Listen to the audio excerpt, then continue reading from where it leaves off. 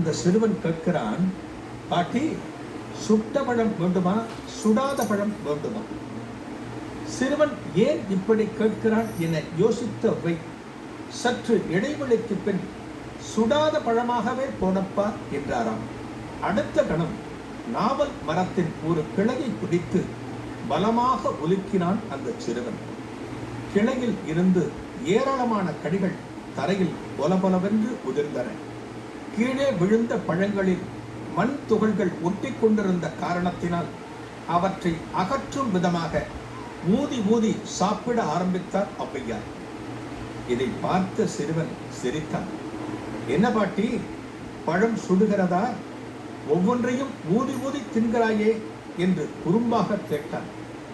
ஔவைக்கு அப்போதுதான் புரிந்தது இவன் சாதாரண சிறுவன் அல்ல என்று.